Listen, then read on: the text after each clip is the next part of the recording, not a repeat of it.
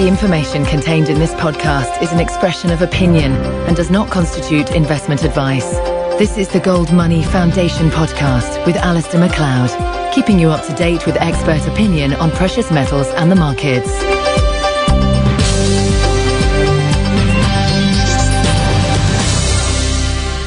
Hello, this is Alistair McLeod on behalf of the Gold Money Foundation.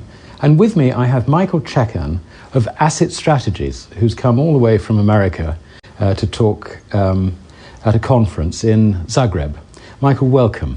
Thank you very much. It's good to be here. Can you start off by telling us a little bit about Asset Strategies? Yes, Asset Strategies is a U.S. corporation established in 1982, and this year will be our 30th anniversary year. We're both a foreign currency and precious metal specialist company. We buy and sell many different currencies, transferring funds from the United States, say, into Canadian dollars or euros or Swiss francs and transferring them abroad. But on our most active area right now is precious metals, and it has been for the last 10 years. And we buy and sell gold, silver, platinum, palladium in coins, bars, and certificates.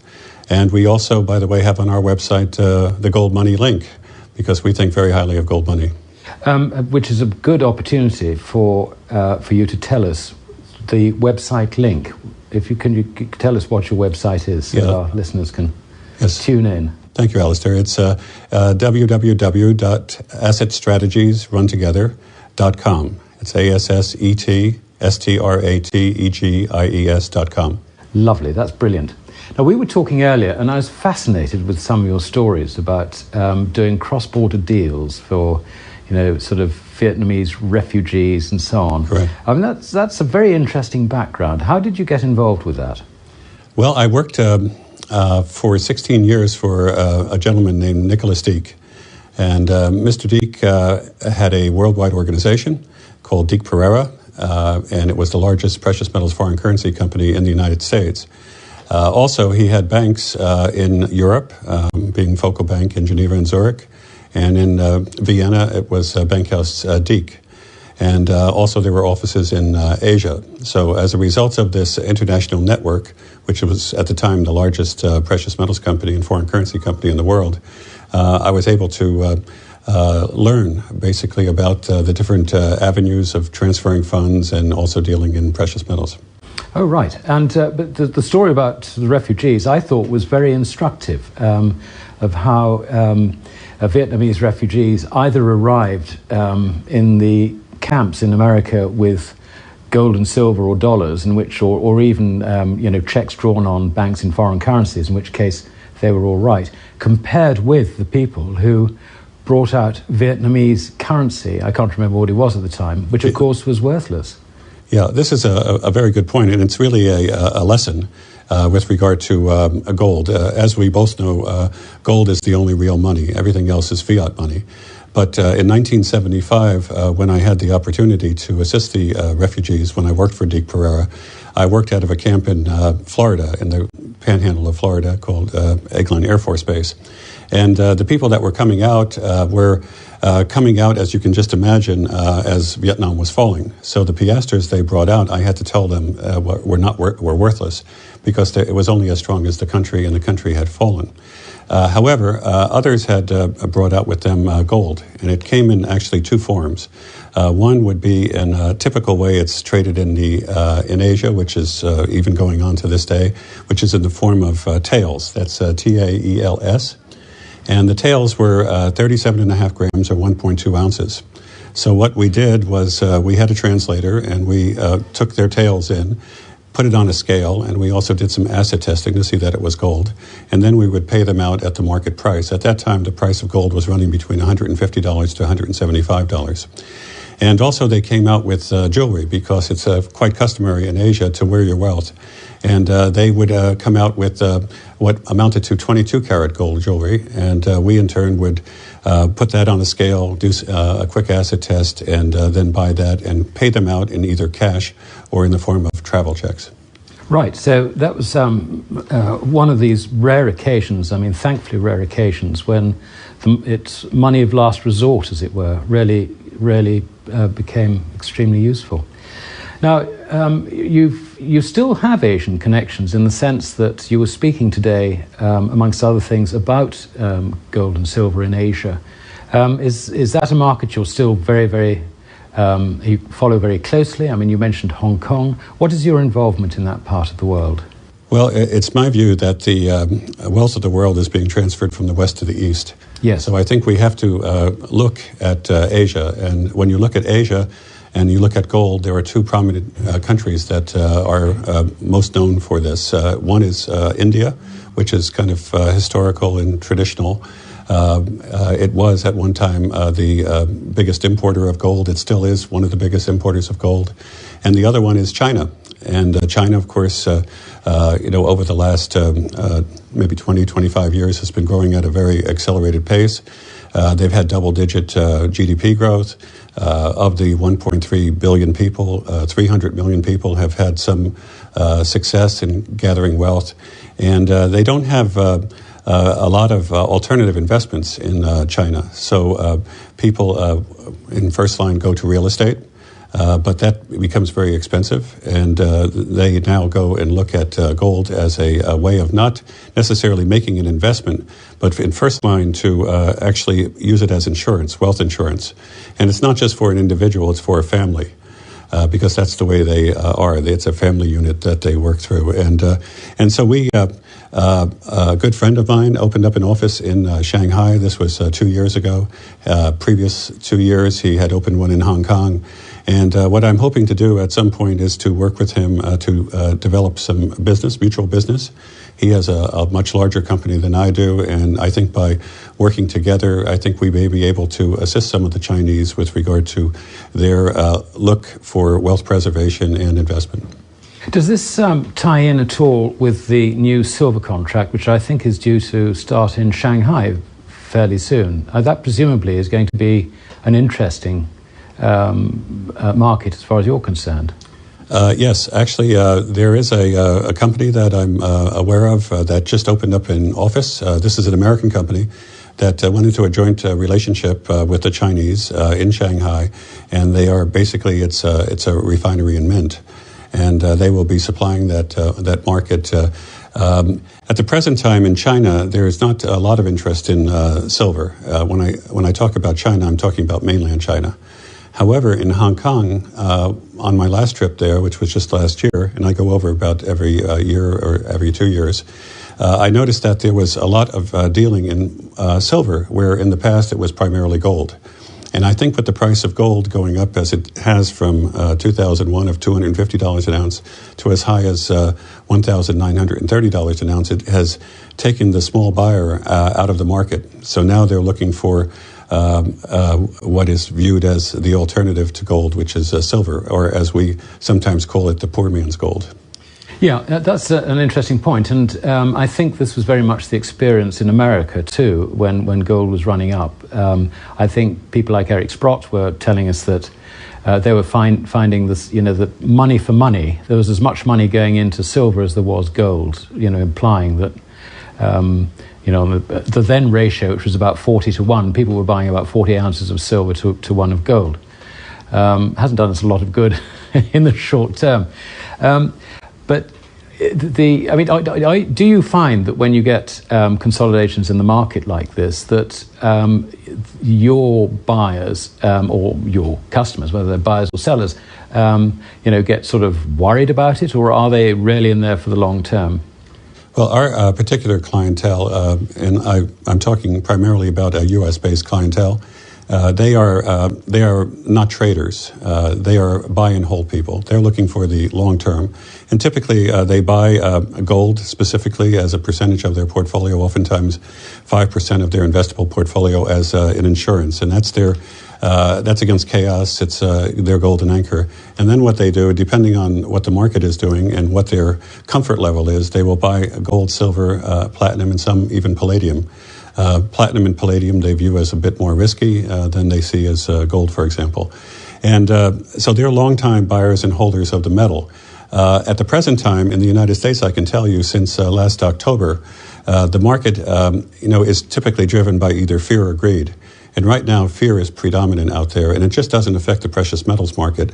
It affects all of the financial services. And what's happening with regard to precious metals specifically is people are holding off on making purchases. So we're sitting with a certain amount of cash with people who are waiting for the market to come to a point where they would like to buy.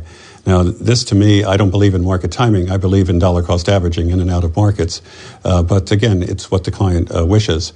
So this uncertainty that's out there, which has basically paralyzed and frozen the buyer of precious metals and other types of financial investments, I think will abate only later on this year. When things become more certain. And that I'm looking for is the fall of this year, September through December. I think we'll have a change in the market. And instead of having this trading range, I think we'll have some movement up. And I think it could be significant. Well, I think that's interesting, because really what you're saying is that if there are more people in the market like you, there are people with clients who are building up an overhang of money ready to go into the market. But I mean, if we're just concentrating on gold rather than silver, it seems to me that the Chinese are not exporting any gold.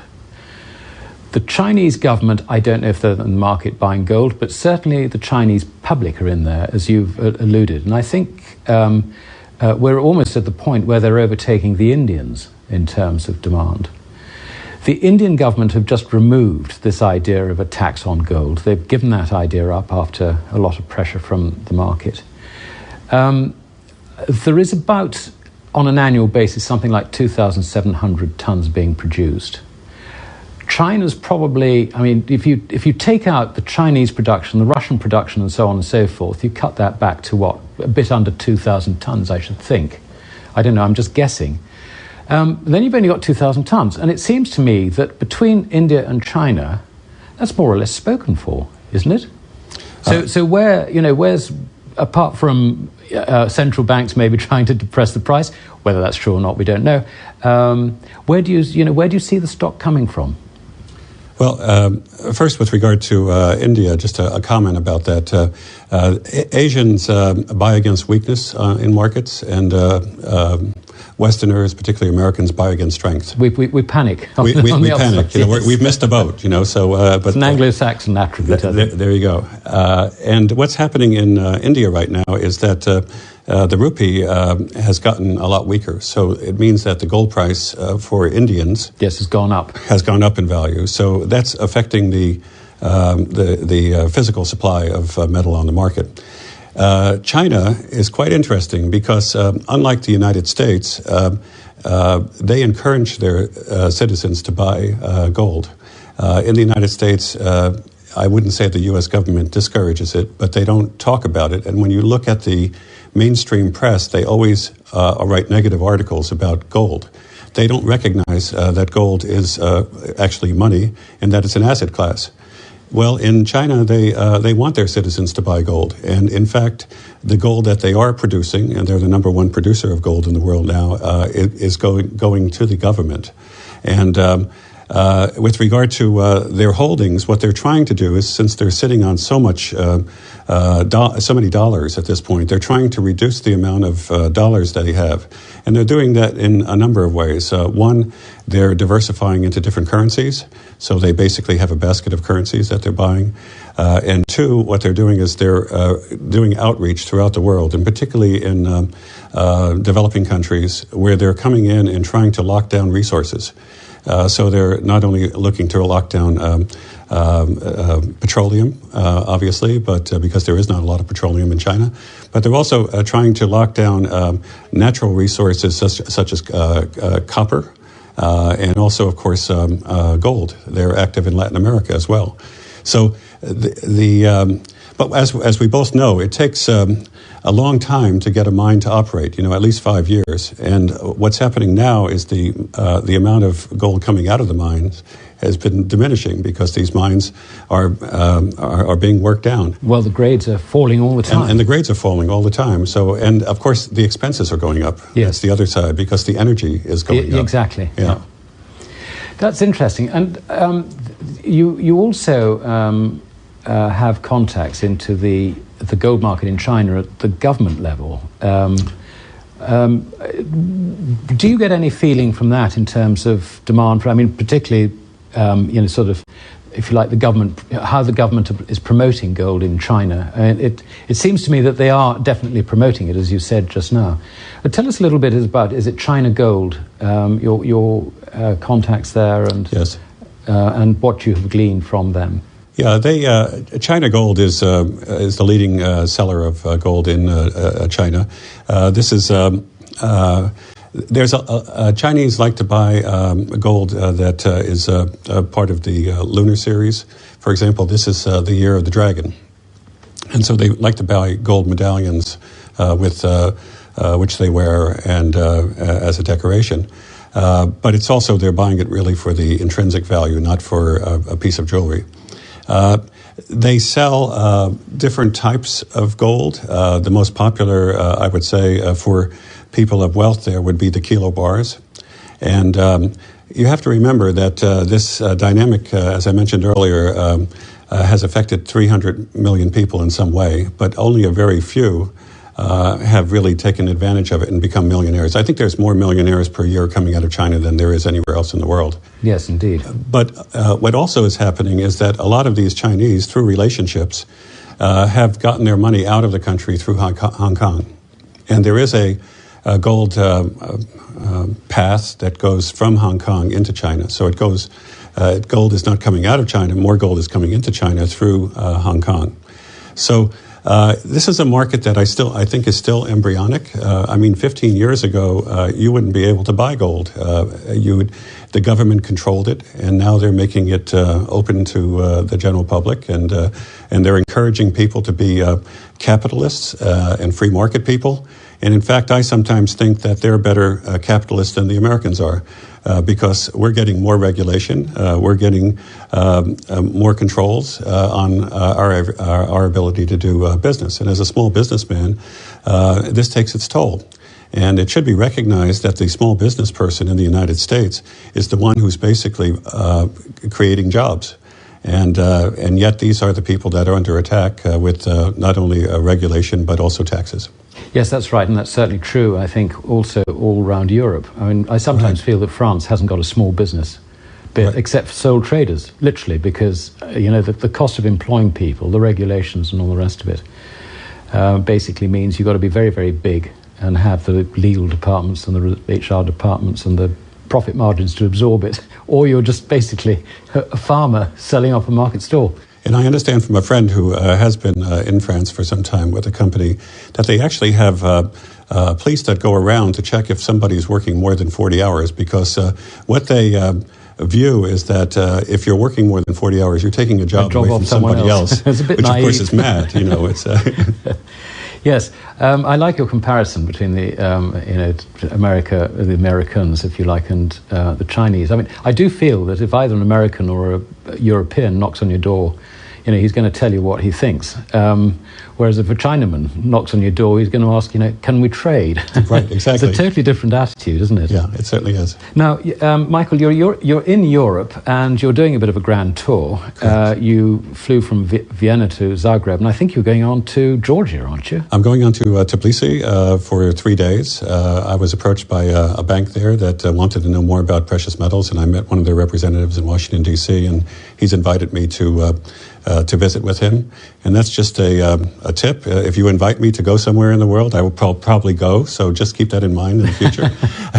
And then from there, I go on to Istanbul, and I've been invited by a refinery there to see their operation. They're becoming active in the United States, where they're actually buying gold in the form of scrap and having it sent back to Istanbul, where they're making it into a product that they are selling not only in the Middle East, but would like to sell in Eastern Europe and also in the United States.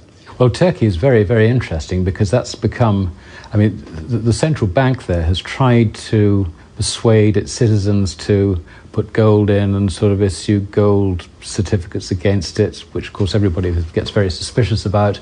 But also I think it's become a gateway of gold transactions into Iran and, so it's very much a center for gold, isn't it? And now that's interesting. Yeah, two things come to mind. I was in Istanbul about 15 years ago with an investment group, and I visited the stock exchange, which just opened up. And this was a very large stock exchange, not for just one country, but it was, as it turned out when I asked, it was actually for the region.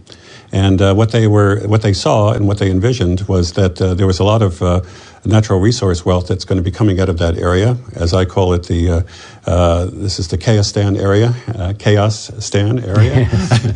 And that money had to go somewhere, and so they viewed that they would be able to take some of that money and it would go into their stock exchange. With regard to Turkey in general, I mean, they have, I think, about 80 million people there.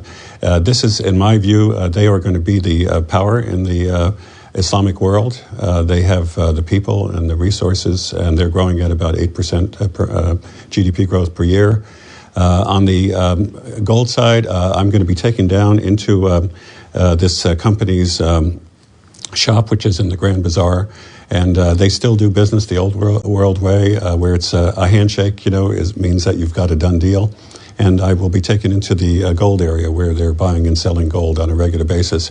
Still, in this part of the world, the main way they hold gold is not in the form of bars or coins, but it's in the form of jewelry. So jewelry is very popular. But I understand, and I have to check this out, and one of the things I'll be doing is looking at this. I've been told that there is a scheme in Turkey at the present time where if you take your jewelry or other types of gold and have it melted down and put into bars, that you will get this credit and you will in a bank, and you will be able to get interest on that money.